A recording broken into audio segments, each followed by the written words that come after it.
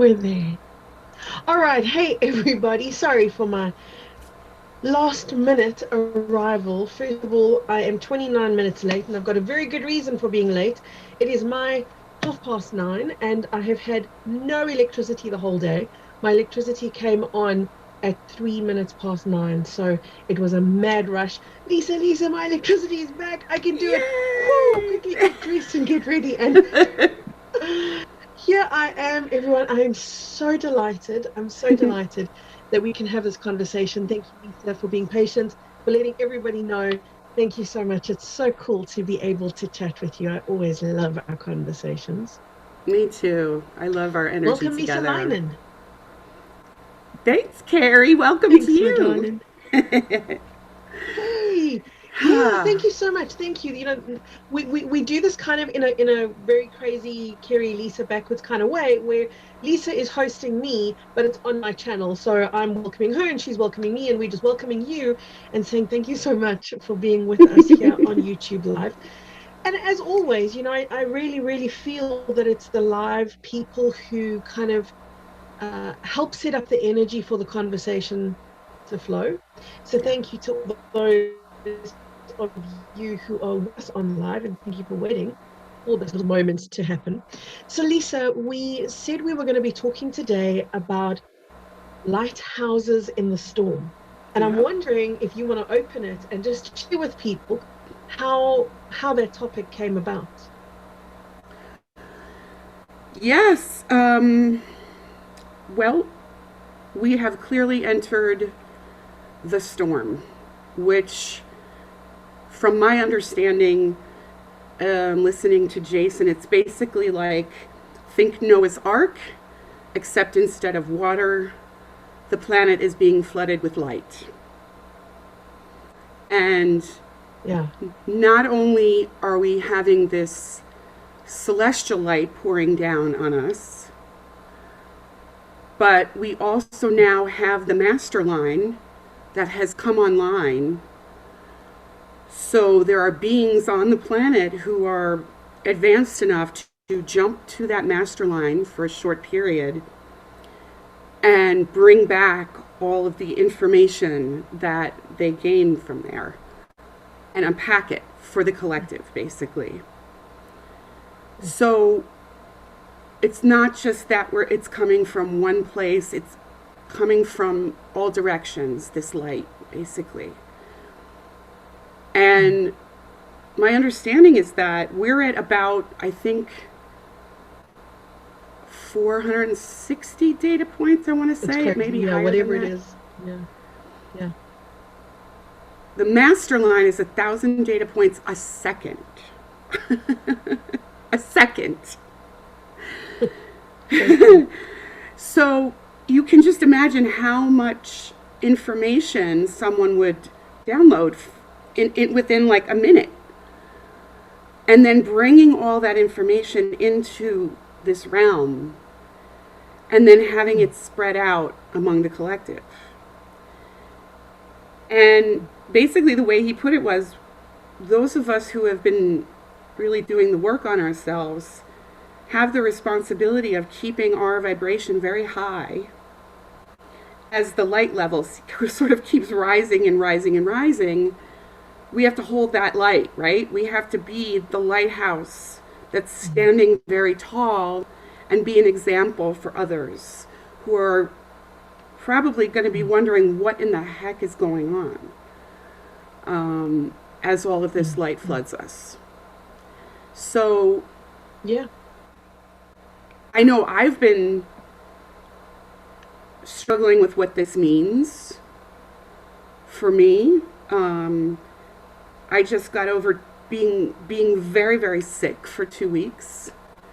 And I know it's because new light came in and there was stuff in my body that really needed to get released in order for me to be able to hold that light and anchor it. And it pushed on me because I don't like to feel weak. You know, I've always been physically very, very strong. So I had to face that sense of vulnerability and weakness and it was extremely uncomfortable. And so, and in talking to other light workers, I know that we're all sort of like, okay, we're entering this whole new phase of ascension. What does that mean? And how can we, as spiritual beings, keep our light shining for those who may not yet understand what's going on? Yeah. We are beacons of light. And that's really where the terminology lighthouses, for me personally, comes from. It's to describe what our role is. We, each one of us on planet Earth right now, is a beacon of light. Some of those beacons are not lit, and others of them are radiantly lit. And that doesn't make a person good or bad. It's just where they are right now. But when people say, I want to get into my purpose, I want to engage with myself at a deeper level, life at a deeper level, that calls forth the igniting of that beacon. And very, very often is when we see a very bright beacon, a very bright lighthouse. Light does this. It catches our eye. That's the nature of light. It's mesmerizing, it's intriguing, we want more of it. And when we see a bright light, we gravitate to that bright light until that bright light reminds us that we are also bright lights. Now, this part of the conversation sets up a lot of what we have to talk about today, because as we take the initiative to ignite our own light, something amazing happens, and that is we stop waiting for all the other lighthouses to get brighter. We stop sitting back and saying, they've got to do something. You know, Lisa, there's a lot of lighthouses out there, but they're not bright enough. They've got to do something. We start taking the power. We become spiritually mature. We take responsibility, and we live our purpose by lighting our own light, by living our own light. And that's the concept of the lighthouse from my perspective. The storm, oh man, that's terminology that's been around and in our consciousness for a very, very, very long time. We've heard certain people who shall not be named say, the storm is coming. What storm are you talking about? You'll see, you'll see. We've seen conversations, and it's been somewhere in the background of our consciousness for the last while that something is pending, something is coming. Now, think about when you were at school. Think about when you were a kid. We all had somewhere along the line a sense that in our lifetime something major was going to happen, but we didn't know what that major thing was. And so many people had that. Either I'm going to witness something big or be a part of something big, but no way of even articulating what that bigness was. Well, that was the storm. What we're calling the storm is the redirection of Earth's energy. And I want to put it as simply as this. I want to say it's like having Earth's energy in a negative spin, comes the storm, and we have a positive spin. Mm-hmm. So I'm really simplifying it, but that's the role of the storm. The storm, albeit that a storm is chaotic, albeit that a storm is unsettling, a whole lot of things. At the end of the day, this particular storm is needed, it's powerful, it's necessary, it's coming at the right time. But when the storm arrives, just like any natural storm, we look up at nature and we go, "Ooh, that's a bit scary." This is me, because this is the nature of a storm. And why is this? This is me not in control. That's what the storm is saying. The storm is saying, you're in power, but you're not in control. You don't control the storm. because I don't want to see a human being try to do that. No matter how great a control freak we might be, there is no part of us that's going to come up against that storm and say, I'll redirect that rod of lightning. Watch me do this. You resign yourself, and you know something in you knows, I need to take a step back because the storm's in charge now, not me. So the controlling nature, which is predominantly what our 3D selves, the false self is made of, that controlling nature takes a back seat. And as it takes a back seat, something fills its place. And that something that fills its place is your power. And that's what it is to be a lighthouse in the storm right now. It's to become powerful. It's to be your own light, be your own power. To not only be your own power, but to be your own power source.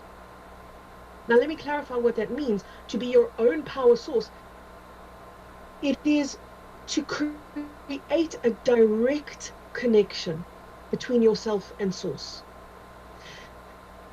There are going to be a lot of people that say, I've already got that. That's fantastic. But imagine when everybody has that.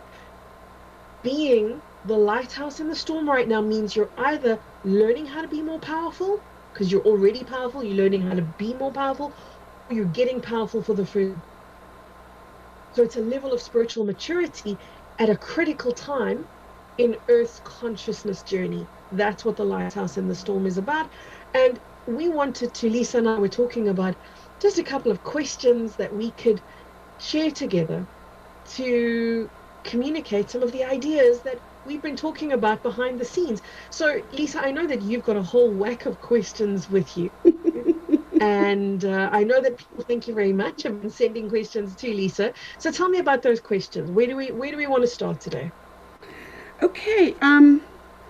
Well, I do know some people were asking me about the infiltration of the spiritual community and how there are people right now, especially if you take into account the sort of chaotic nature of a storm, if you're not really clear on what true light is, what true truth is, it can be very easy in this day and age where there is a lot of infiltration of the spiritual community, as there has been.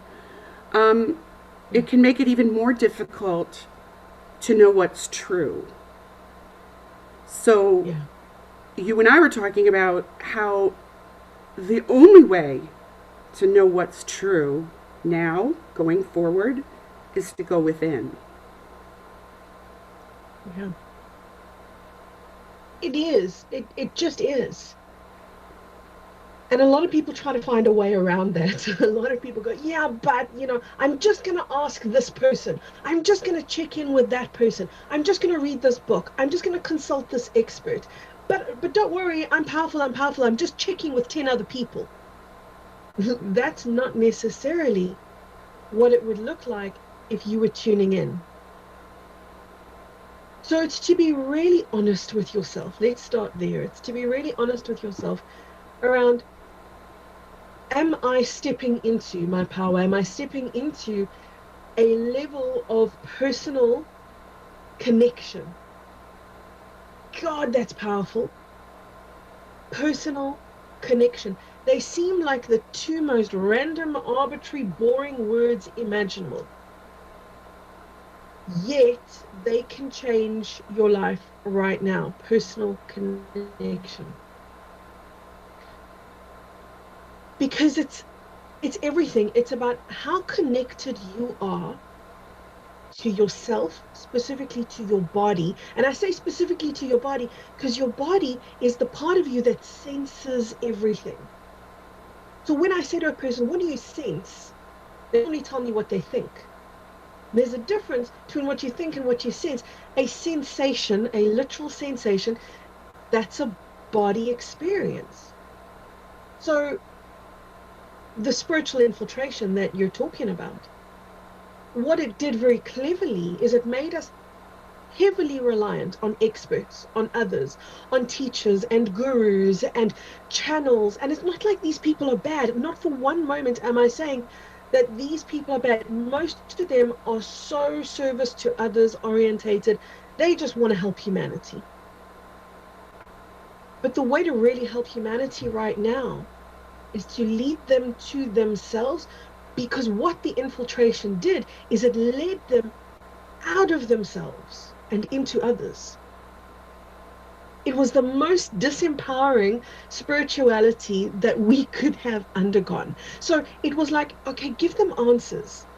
Give them connection to God, give them connection to the teacher, the teachings even. Give them connection because they're going to crave it, they're going to want it. So fill that little part of the need, and they're going to think that they've got the whole world. Heaven, earth, the sun, the moon, and the stars. They're going to think that that's everything. Ha ha ha. Meantime, everything is within them. And it's inaccessible when a person is aiming outwardly all the time. So what the spiritual infiltration did is it led people outside of themselves. They were seeking answers, but they were seeking it outside of themselves. So the remedy right now, as we come into spiritual maturity, is reconnection to the self, personal connection.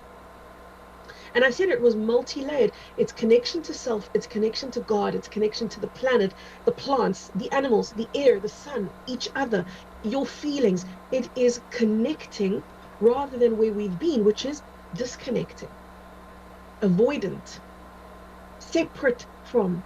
We've had a relationship of separation from, you name it, God, food, the body, what we feel.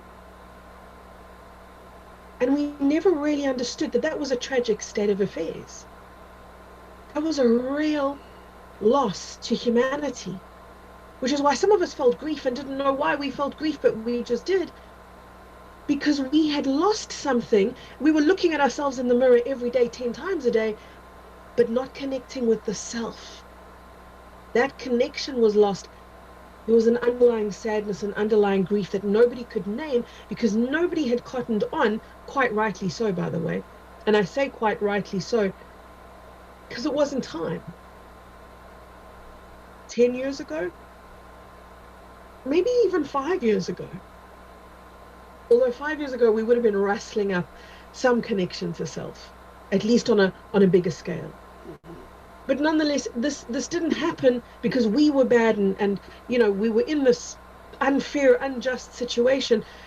We were in a situation that we co-created. It wasn't easy. It was absolutely painful. But we're in the process of remedying that situation right now. And the remedy is connection to self. So we've got the infiltration and we've got the resurfacing from that infiltration, which is what's taking place right now.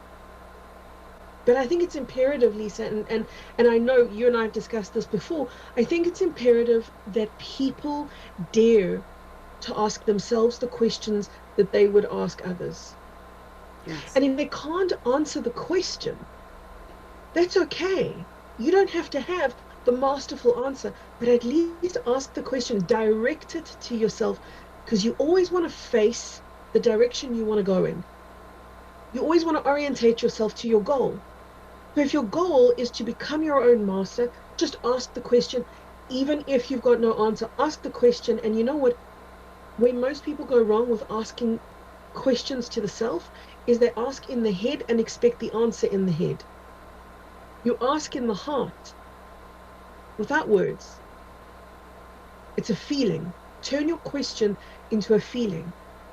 And when you can turn your question into a feeling, you begin to activate your senses. And those sensorial capabilities come alive. And because you're communicating now from the wordlessness of a feeling, you can begin to interpret from the same place. So it's practice. Ask yourself the questions that you would ask others so that you can at least train yourself to listen. And if the answer doesn't come, I promise you it's fine. It's not like you have to have the perfect answer. You just have to have the ability to check in with yourself. And what you'll find is that the answer will come, but it may not come through you. It may come through a conversation. It may come through an epiphany while you're driving in your car, listening to a song. You hear the lyrics, it reminds you of something. Those synchronicity, those moments where we weren't expecting anything, but the answer's there. Those moments of synchronicity, those are the answers very often coming back at us. But again, this is how we reverse from where we were. This is how we unglue ourselves from the disempowerment that we were stuck in. It's so interesting that you're saying this, because this is the exact thing that happened to me yesterday. I was in a pretty dark place yesterday, a place that I haven't experienced for quite a while. And so I was like, okay, I know this place. Why am I here? And I also didn't try to escape from it. I went into it. It felt horrible, but I was like, I'm going in. And so I did ask the question, and I do believe it was coming from my heart. Like, what's happening here? What do I need to know? What is this feeling trying to tell me? And so I got the idea last night. I was doing the dish, and I was like, oh, I haven't listened to last Friday's plasma call yet. Let me pop that on, because often, Kerry, your voice does something that just sort of lights me up. It's the only way I can say it. Like, I just love your energy, and I love listening to you tune in and give, help people and give them some information from their soul. And so as I'm just listening, it wasn't like you were talking about something that I needed specifically, but I'm doing the dishes, and all of a sudden I got a picture, and they were showing me that I'm contracting a bit before I expand, if that makes sense. Oh, yeah. We do that. Yeah. And it was just a picture. But I went, oh. And suddenly I wasn't so frightened anymore that I was going to be stuck there forever. So it's exactly what you were just describing. Because you dared to go within. Now, when most people are in the place that you were in yesterday, what do most people do? They go, who do I ask? And they get kind of frantic. Who do I ask? Who's going to have the answer? It's like the thought of checking in with the self first almost doesn't even dawn on humanity. Again, not because they're bad, not because they're wrong, because we have quite literally been programmed. That's a very heavy word, but programmed to seek answers without, go without. And every time we do that, we invalidate the part of ourselves that already has the answer, because the question would never be there if the answer wasn't there.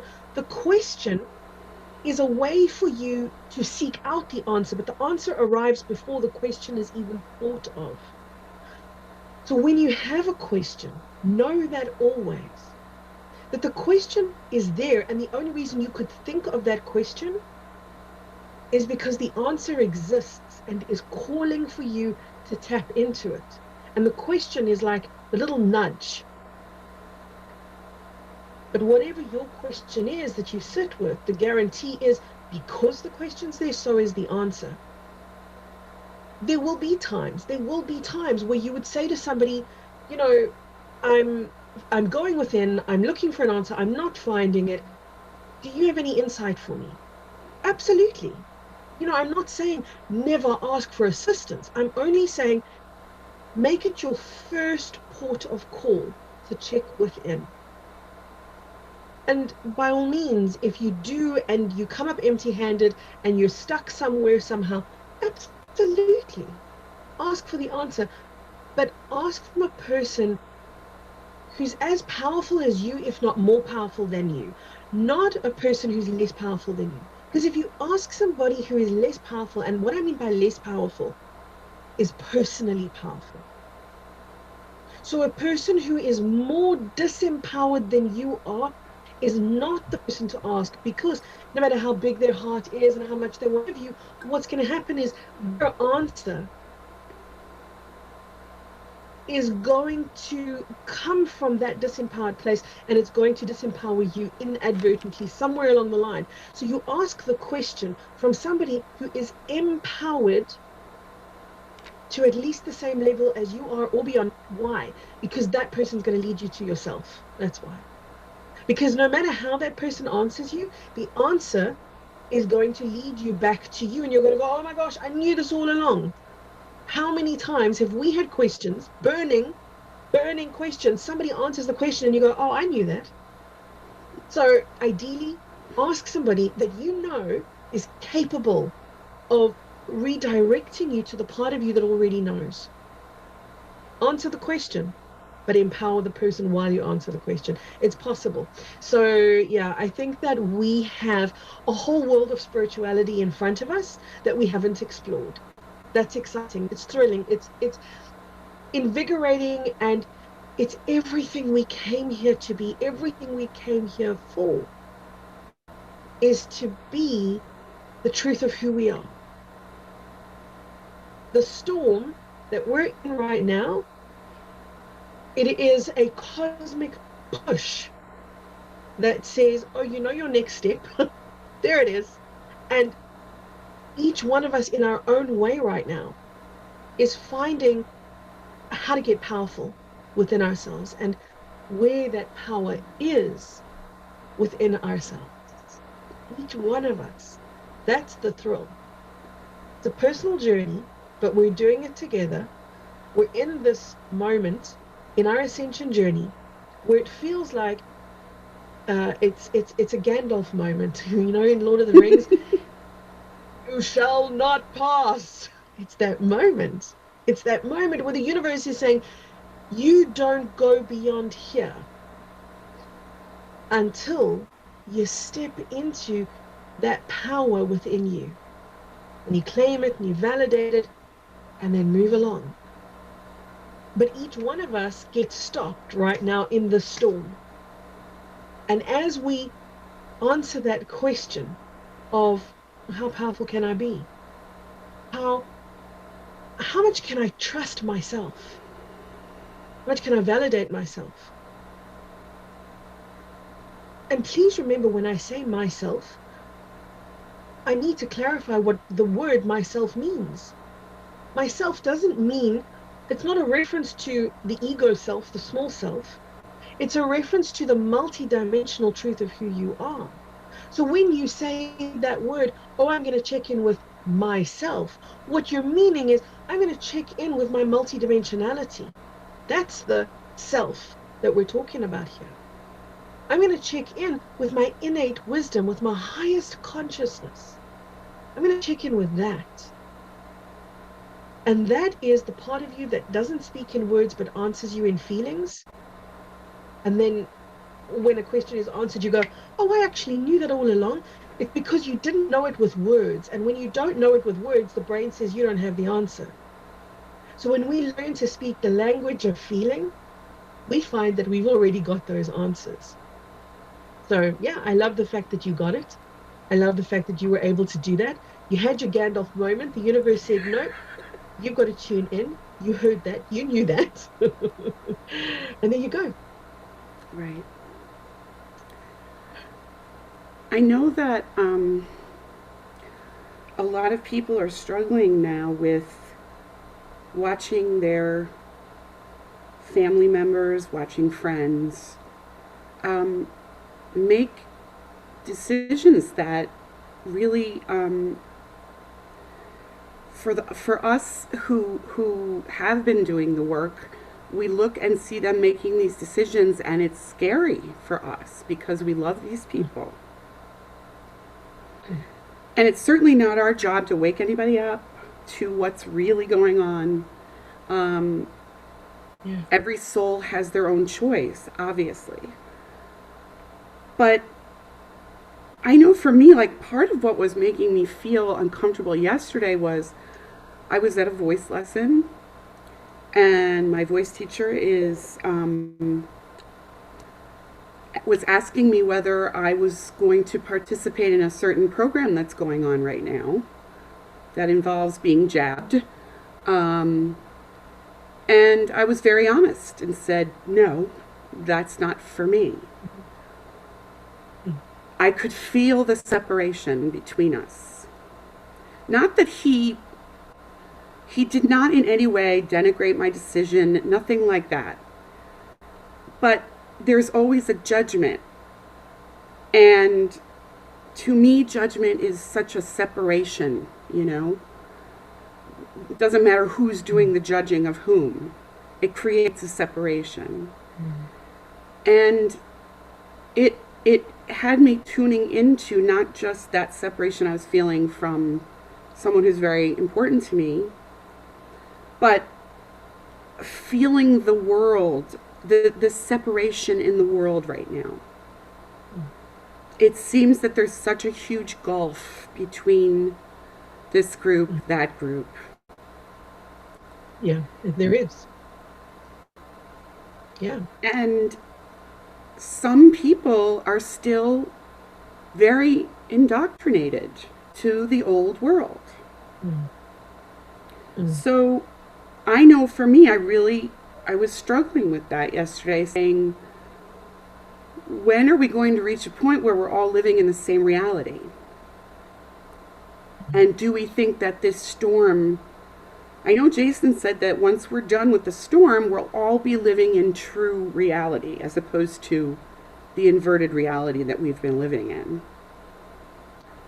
But, you know, here's me going, but does that mean we're finally going to reconnect with each other? Or are we going to have a bit, is it going to cause an even bigger bifurcation? So the first part of that conversation, let's look at the first part of the conversation, because that's about how do you deal with people who are in a different place to you. It's as if you're in the same room but two different realities, and it gets really, really difficult sometimes. And I know a lot of people battle with this, and they say to me, oh, when is my family going to wake up, or when is the world going to wake up, or you know, in whatever way they use the words to wake up or to get conscious, or when is disclosure going to happen? If I had a penny for every time I was asked that question from years ago, I mean, I'm talking like 20 years ago. When is disclosure? When? Give me a day and a time. Because I think people's concept is, if you give me a day and a time, I'm just going to wait for that day and that time, and then I'm going to live, you know, then life is worth living. Then I'm going to come out and be me again. Well, we don't get that. First of all, we don't get the date and the time, and we also don't get to wait. So let's talk about the disclosure issue, because it is an issue for a lot of people to have a connection with a new paradigm, but be in the presence of those who are not connected to that paradigm. So what they do is they say, disclosure hasn't happened yet, so I'll make it happen. So then they start rallying people and saying, hey, did you know? Blah, blah, blah, blah, blah, blah, blah. And I'm not saying that that's bad, because I know full well that some people's purpose and path is that.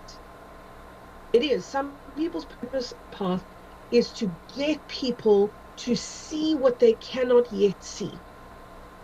And the beauty in that is that the people who cannot yet see have called that person into their reality. And they're meeting up and they're exchanging energy and ideas. And together they're aligning energy, and together they're opening their eyes up to the new paradigm. Great. So when this happens, we have cohesion. And this is part of what we've really, really battled with. As beings of consciousness, we've battled living in a world where others are not in coherence with us. They're not in harmony with us because we just want everybody to be in harmony. And here's the thing, you can't beat somebody into harmony. You can't beat somebody into seeing beyond cognitive dissonance. You can't beat someone awake. Whether you're doing it verbally, whether you're doing it with a book or a documentary that you want them to see, there's there's an aggression sometimes around, oh, I've got to wake these people up. Yes, yes, we can do that. We can so-called wake people up. We can bring disclosure to the people. All of these things are possible, but there's another way.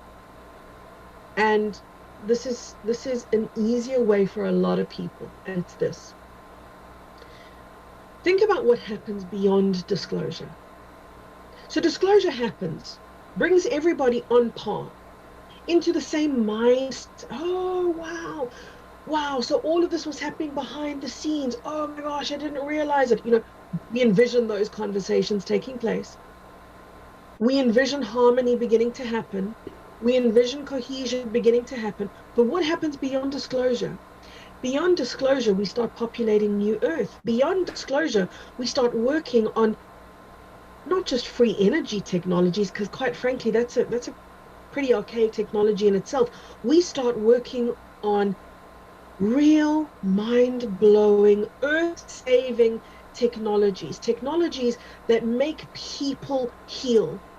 I'm talking radically heal to the degree that they stop aging and start youthing. That is the world beyond disclosure. So go there. In that place, which most of us call New Earth, in that place, harmony already is. Oneness already is. It's already there. We don't have to put it there. We don't have to instigate it. It's already there. So what we can do is live there.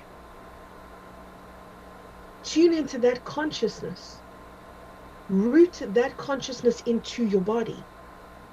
So don't think you've got to take your body there. You've got to take that place called New Earth into your body. That's what I mean by live there. Bring that place called New Earth into your body. That's the place that exists beyond disclosure. And be a living light. Be the lighthouse. Be the beacon. Light yourself up with the embodiment of that place, that space. And speak to people from that place. And when you do, you're going to find that they listen to you because you're speaking love. And yeah, it's true. There will be some people who will be offended by that, and they will call you names, and they will quickly move out of your space, and that's okay. When somebody is so corrupted on a soul level or on a body level that they cannot be in the presence of love because it triggers them too much, chances are really high that that's not somebody that you want to be around in any case. Those people are going to have a hard time healing. They're going to heal, but they're going to have a hard time healing. So the first part of the answer to what you're talking about here is it's imperative to go to the place beyond disclosure. Bring it into the body. Live from there. Speak from there. That place, now I said moments ago, most of us call it New Earth because that was just the name that we learned. But I want to give you another name, and the reason I want to give you this other name is because it's going to tie a whole lot of concepts together today. That place called New Earth, it's 5D, it's unity consciousness, it's harmony, it's love, it's beauty, it's connection to nature, it's reverence for life. It is heaven. So even if just for the purposes of this conversation, I want to use the word heaven to describe New Earth.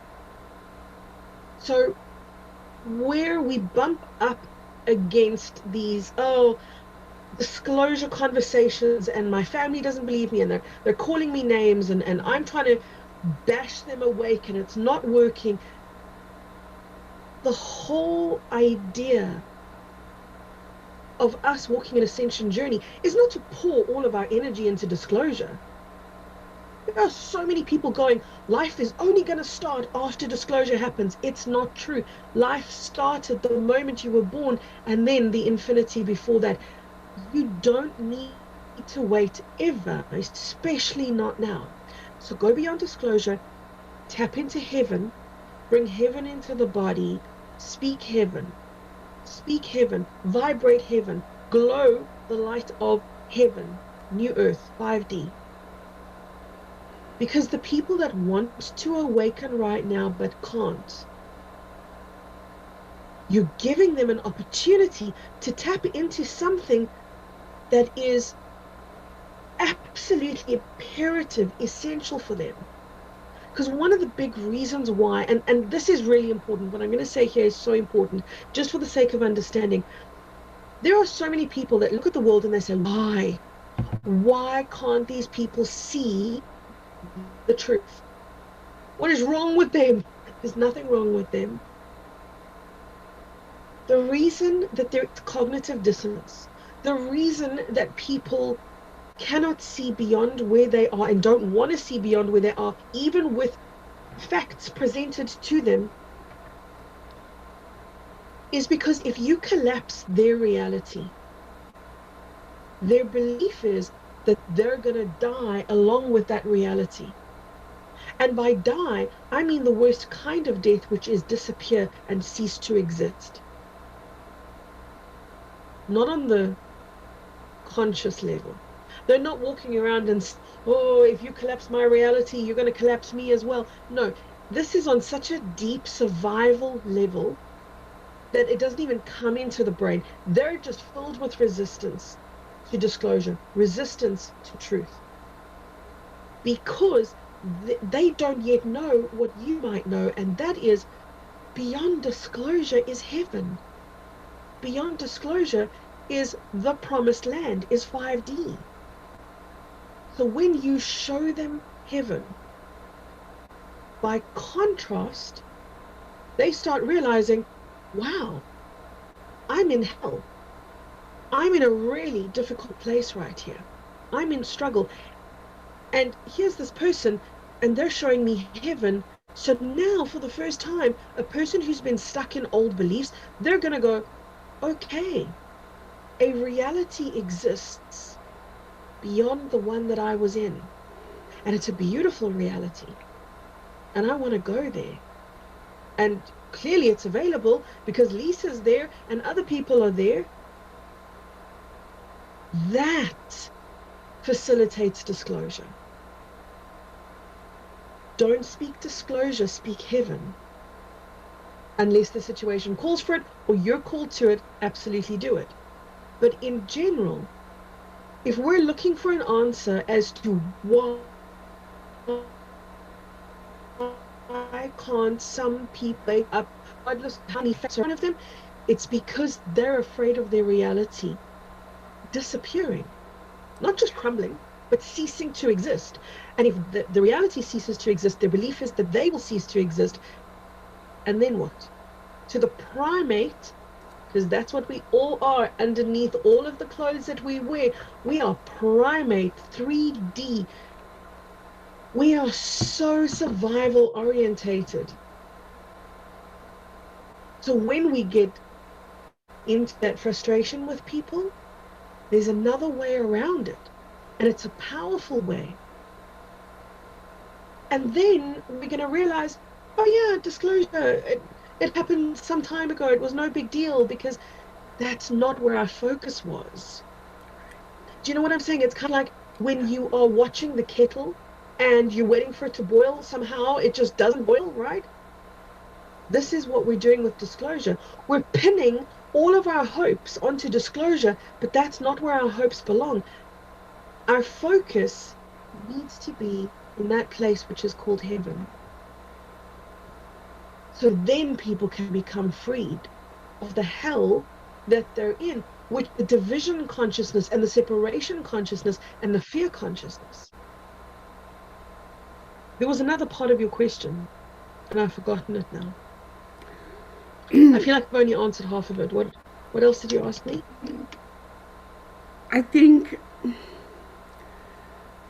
it's about, like, I was feeling separation from my friend in that moment. And there's a real Ah, feeling of mm, I'm in one reality, he's in another. And for me, and I think for most starseeds, what we crave most is connection. I mean, I think human beings crave connection. A lot of them just don't realize that that's what they're craving. And so mm, it's painful to stand in that separation. I think for me, it's painful because it mm. reminds me of that feeling of being separate from God. You know, Yeah, believing that I'm separate from God, believing that I'm separate from all that is, which to me mm, is the scariest, most painful thing that I can feel. yeah. It is absolutely. We spoke about this in one of the Patreon calls. This was a while ago. Um, about how the deepest pain humanity can feel is exactly that, the separation from God, which we experience as separation from others. And when we do, it hurts like hell. And guess what? When we're sad, instead of going, oh, I'm so sad, we get angry. Instead of being vulnerable and being in the grief of that moment, oh, there's division and I'm sad and I'm in grief about this moment. We just get angry and cover that all up because we don't want to show our vulnerability because that's just conditioning. That's all that is. It is only conditioning. It has no power over you. But that's why the anger happens. The anger happens because we really genuinely want our friends and our human family to journey with us. I want to touch for a moment because of one of the comments that I'm seeing here. The comment is nobody has the truth, unfortunately. There are many versions about New Earth. And I want to touch on that for a moment because I don't want to say to you, the person who wrote that comment, or to anybody else who believes it, I don't want to say to you, no, that's not true. My truth is the only truth. What I want to say is here's a perspective. And the perspective is this: we lived in a reality which we called 3D, old paradigm. And in that old paradigm reality, there were a gazillion different realities. For as many people as they were on planet Earth, there were as many realities. We've heard this expression about passing through the eye of the needle, right? It's relating to ascension. And I want to paint a visual in your mind, and the visual looks like this. Where we were, trails, trails, trails, trails, all these strings of light, and each string is a reality. And as we come closer to ascension, they begin to taper, they begin to gather, they begin to create the eye of the needle. And then we walk through the eye of the needle, which is ascension, and we walk out the other side, and there's one path. There's not this trail of billions of different strings anymore, which is billions of different realities. There is one path as we walk through the eye of the needle, which means one reality. Now, our beautiful friend Jason Estes, he calls that true, what it true True reality, reality. right? Mm-hmm. Okay. Yes. So I can't speak for him, but I think that that's what he's referring to in true reality. It is what is. It's the truth of what is without our preconceived ideas and agendas and ego-based ideologies. So it is where we exist in one reality. And for that reason, I say, go there to that place where there is that one universal truth. Not the place behind us where there are a billion truths, but the place in front of us where there is one light of God accessible to all of us. Because 5D is 5D, regardless of what star system you're on, regardless of what galaxy you're in. 5D is 5D, but 3D, whew, 3D is all of these individual experiences. Why? Because 3D is such a dream. Because in 3D, we cannot see what's in front of us. In 3D, we cannot see truth. We can only see through the veil of our own illusions and the pain of the ego and the traumas and the woundings. That's what creates all the distortions in reality. When we remove the distortions, we are in one reality. So you asked the question, Lisa, when will we be in one reality? Then that's the answer. We will be in one reality when we pass through the eye of the needle. And we're passing through the eye of the needle. It's really uncomfortable right now for most people. It's pretty uncomfortable. There are some who will say to you, no, it's not. My life is beautiful. That's fantastic. They've done a lot of work to be there.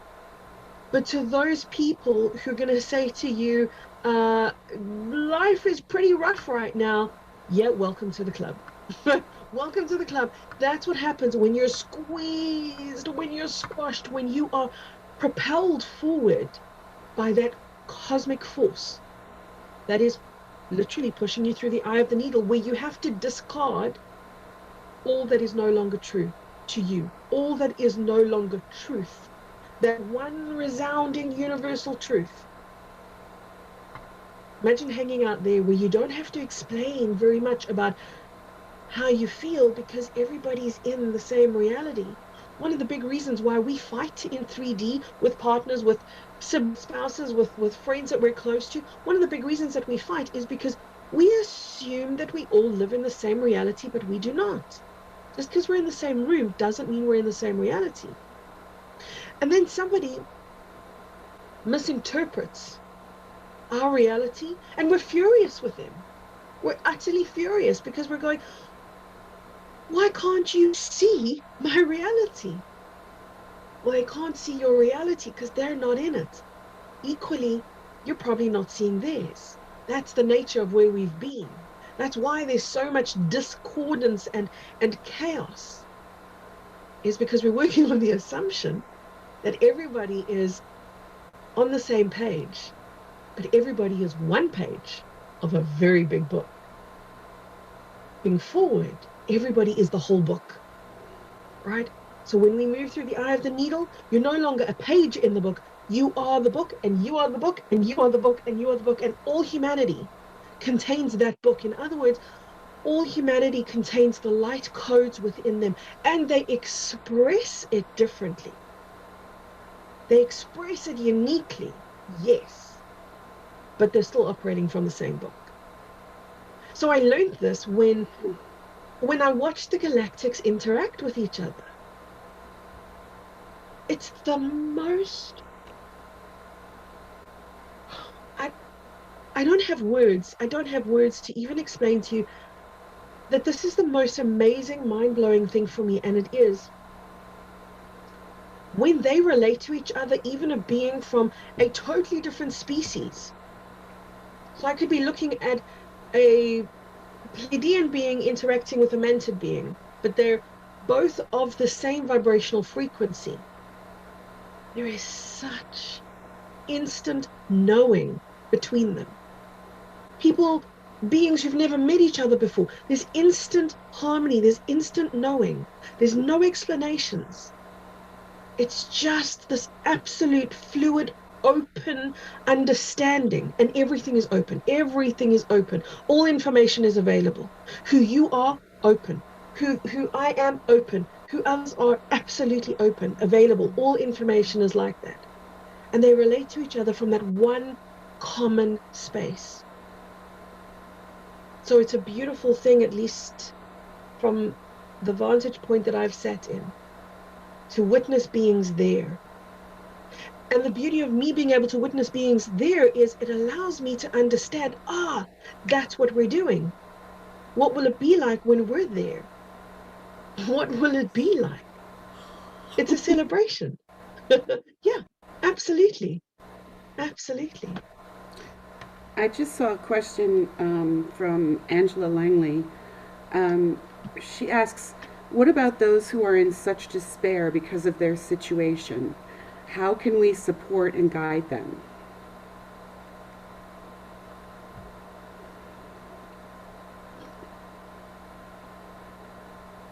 don't, don't. Now that sounds, I know that a whole lot of people just went, oh, what did she say? This is what I mean. This is what I mean. Support yourself, guide yourself, be as connected to the truth of who you are as you can possibly be. Because when you are the beacon in their presence, you remind them that they are a beacon too. So when you shine your light by being your light, they remember, it stirs a memory in them.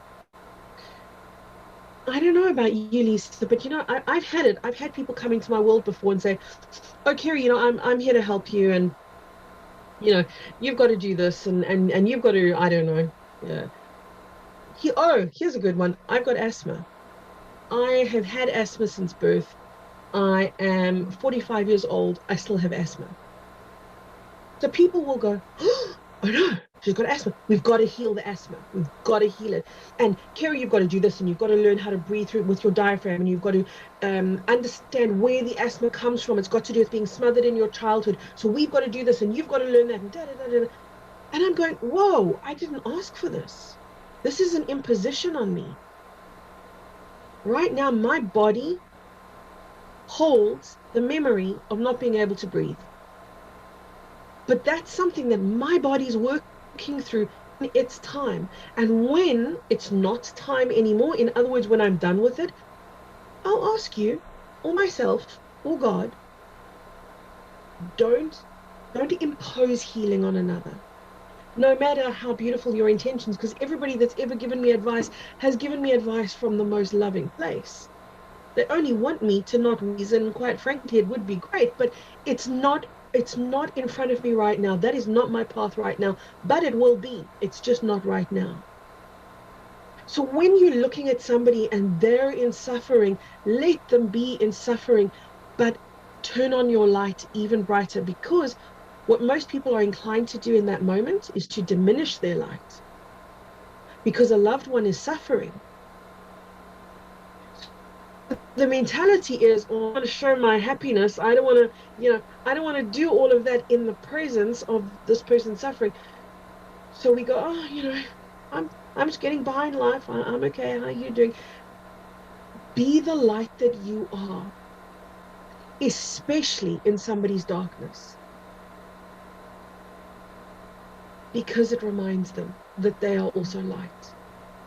We are not here to guide people. We are not here to fix people. We are not here to change their reality. We are here to be the shining, literal shining light being that we are, the example that we are, so that they can remember who they are, because each one of us gets to do this for ourselves, but we're highly supported. We have teams of people, an entire entourage of people, both physical people on planet Earth in many instances, as well as light beings, as well as galactic beings who are working with each one of us.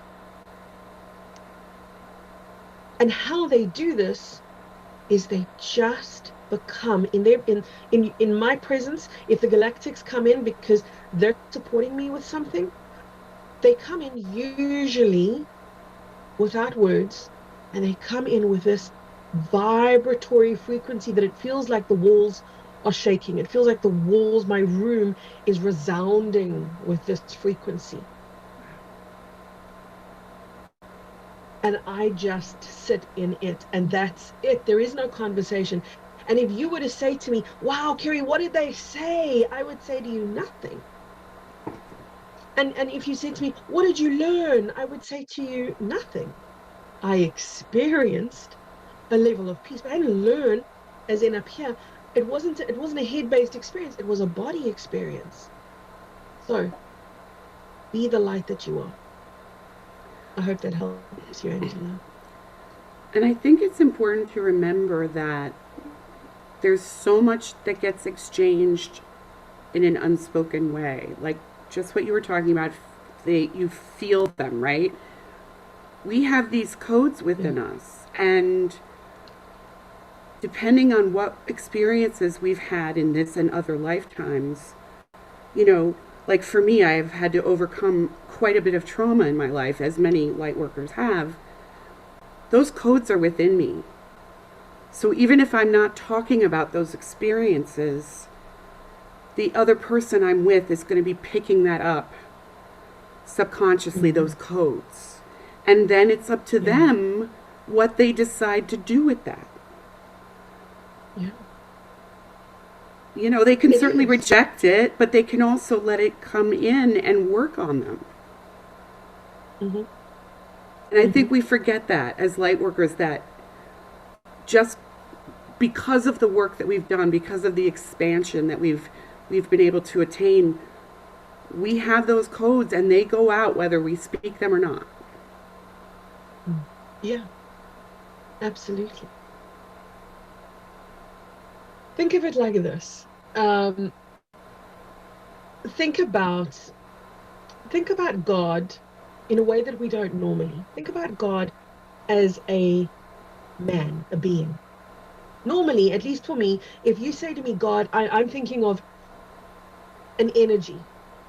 But just for right now, just for the sake of this example, think about God as a being. And think about God looking at all of the beings on planet Earth, and they're suffering. They're suffering. If the all-knowing being who is pure love, who made this all, who is actually you, who you are in just two different forms, if that God being will not assist you, but will love you so that you can assist yourself, then why would you want to interject and interfere in somebody else's path? Right?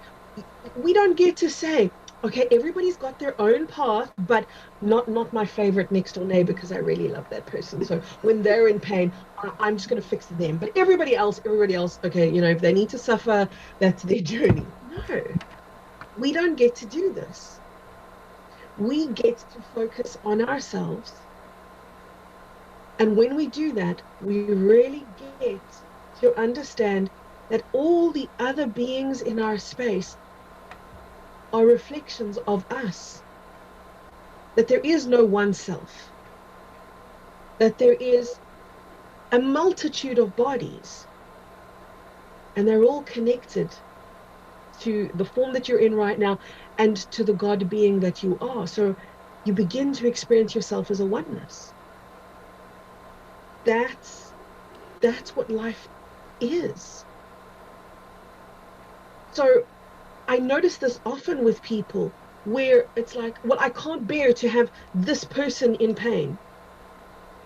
I understand that. But just remember that each one of these beings is here to journey through whatever looks like hell for them, so that they can contrast that hell against heaven. Just be heaven.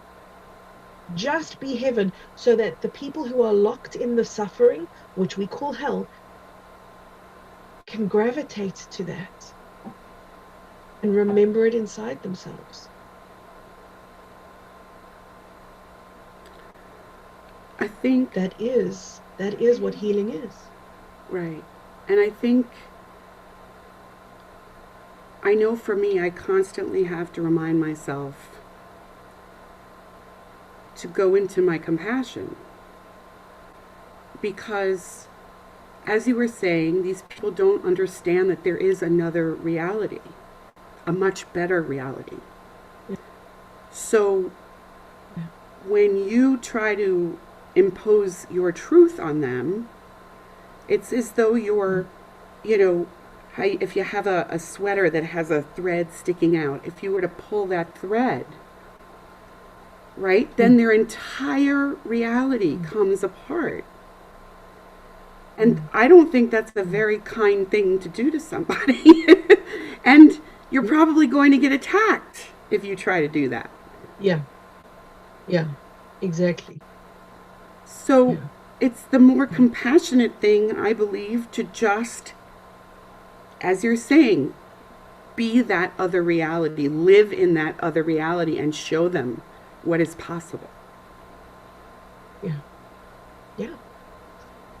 Be the lighthouse in the storm. That is what we're all being called upon to do right now. Be the lighthouse in the storm.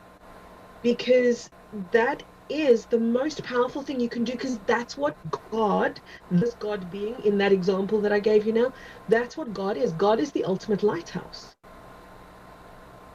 Not the rescuer, not the one that's going to pluck you out of the reality that you're in and say, oh, that's too much for you to handle. That being who is the supreme creator of all that is a radiant, living field of energy. And that being is in every single moment, expanding all of its consciousness, which is the entirety of all the universes that ever there were. That being is making that available and immersing you in it, you. Except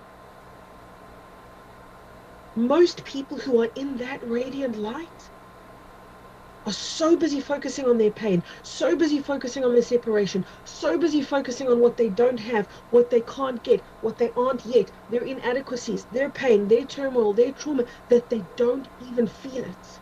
It doesn't register. So something within that person is going to be called to a point of surrender. And they're going to surrender either because they choose to or because they're pushed to. At that point of surrender, however they get there, at that point of surrender, they go, oh, here I am, immersed in this beauty, in this magnificence of all that is. I have craved for this, longed for this, wanted this, and nothing else for all of eternity. And here it is. That's how God works. Not to pluck you, not to fix you, not to say, oh, listen, you're going down the wrong path. Let me guide you along the right path. That being that we call God would allow you to do whatever you need to do, but hold you in love, hold you in love, hold you in love, even if you don't feel it. Even if you say, oh, I'm so alone. Nobody loves me. I've got no support in the world. That God being is not going to tap you on your shoulder and go, actually, I love you. Because it's for you. It's for you to tune into the love. You must reach for it. It's around you. It's reached you long ago. It's for each one of us to remind ourselves and remember, oh, yeah, I forgot. I'm so loved, and I'm so much a part of the universe, and all of the reconnections come on like these little lights going ding, ding, ding, ding, ding, ding, ding. That happens when we seek that love and that support. So understanding that this is how God works, don't work any differently to that. Why would you? Rescuing people from themselves.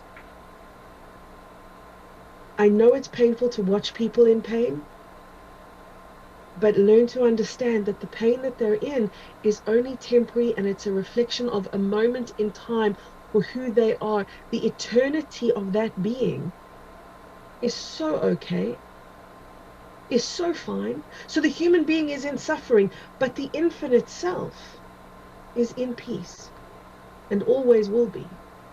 And when you focus on the infinite being that's in peace, you bring it into focus for the other person. And I think it's a big thing. I think this discussion is a big thing for humanity right now, because so many of us are reaching to fix others, awaken others, bring disclosure to others. Just let them be where they are, and you be love. Bring heaven into the body and just do that. And then you're living your purpose. However you're living it, in your unique way. But ultimately, that's what this time in front of us is right now.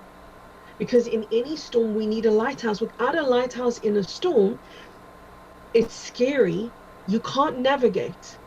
You've got nothing that is going to guide you. And when I say guide you, I'm not talking about these lighthouses are going to put their arms out and say, whoa, stop, don't go there. They're just going to shine. And you're going to navigate yourself because they shine. They're going to show you, not in words, but in their presence. They're going to show you where to pass. And you know, that's what we've got on this planet right now. Lisa, you spoke in the beginning about the master line, and I know that that's Jason's teaching. We have, and this is the way that I would say it, and I connected a couple of days with the most exquisite thing, and it brought me to tears, and I really want to share it with you. It was feeling planet Earth right now and feeling the pain on planet Earth right now. A lot of people in a lot of pain. Doesn't mean I am, doesn't necessarily mean the person listening is, but look at humanity, right? A lot of people in a lot of pain. And you know this, Lisa, because I often share this in the Patreon calls. My 2 favorite words are go beyond. So there I was seeing the pain, knowing I've got to go beyond this. I've got to go beyond the pain and see what else is there. And I did. And as always, there's the light, there's the galactics. And again, I was told, go beyond. And I expected full well to go to a celestial realm, because that's generally what beyond the galactics. But instead of going beyond the galactics into the celestial, I came back to Earth. And I thought, well, this is strange, but okay. And I found myself on planet Earth, now in this time, in this reality, connecting with a mass of human beings that were so conscious, so filled with light, so exuberant, so harmonious, so balanced, so through all of the false self stuff, and they were in the true self. And it filled me with such reverence and relief and peace to know that these beings populate our world, because they do. These beings populate our world. They populate worlds around ours as well, but they populate our world. Yes, there is pain, but there is light, peace, ease, love, joy. Many of them are so quiet. Many of them have no calling to write a book and have a YouTube channel and teach people what they know, because they know that that's really just lip service, and that behind it all, it's the energy that they ground into themselves and onto the planet that makes the difference, that creates this light field. So essentially what I saw were the lighthouses, the beacon. It's fully lit. These are beings who are so evolved. And here we are running around going, oh, wake up humanity, not realizing that there are so many who've already got it. So stop waiting for the ones who haven't yet got it. Get it, this elusive it, get it inside yourself, and focus on the others who've already got it and are getting it. And let that be your point of focus, because you'll make it grow. That's another way to be the lighthouse. When the lighthouse goes, oh, humanity's not doing so well, they disempower humanity. But when the lighthouse looks at the world and says the world is light, then that's what they imprint and embed into the collective consciousness, seed it into the collective, and the beings within the collective pick up those seeds. You used the word surrender. And to me, that is one of the most powerful words. Because 5 years ago, I was on my knees. Alcohol had taken me to the darkest places. And God didn't come in and scoop me up and make it all better. My divinity didn't step in and say, okay, Lisa, enough. No. They stood back and said, when she's ready, she will surrender. And when I surrendered and finally admitted that I could not put alcohol in my body, the greatest relief that I can ever remember feeling came over me. Because it was the ego saying, I'm done. I've tried everything. I'm done. And then, when I was that broken, then my divinity could begin to start coming into my body, because I had opened the door. We live in a free will universe. That is actually a gift that God gave us. So what right do we have to take that gift away from any living soul? That's how we learn.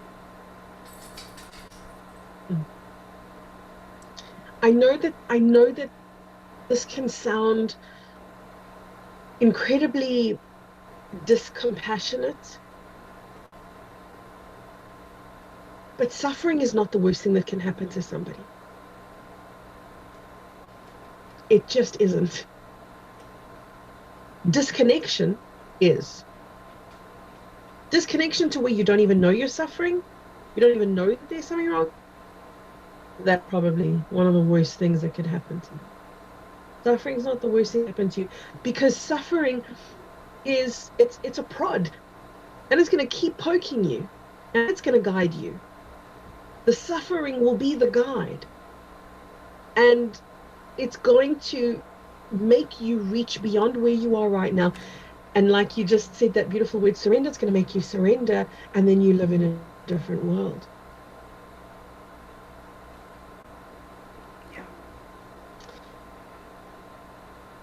Lisa, how do you feel? Do you feel like we've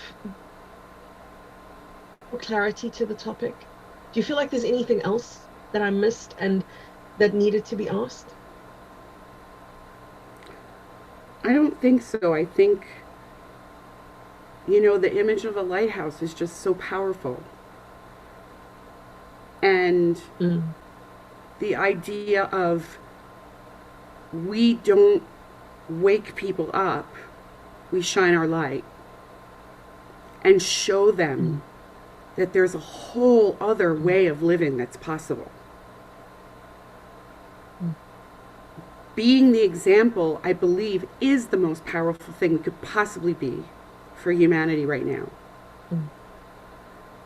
And that doesn't mean that we aren't all struggling with our own things at the same time, but this is what we came for. And instead of us being like, oh God, it's so awful, blah, blah, blah, I feel like we should be so excited it's finally here. Like, the time that we have worked for, the time that we have waited for and longed for. We've already made these incredible connections. I know I have, over the past year or two, made the most incredible connections after years and years of feeling like I was completely alone in this work. Now I have all you people around me, and it's incredible. So, I think you really covered it beautifully. And I know for me, I've had a whole shift since just the beginning of our conversation in how I'm really viewing this time. So I thank you for that.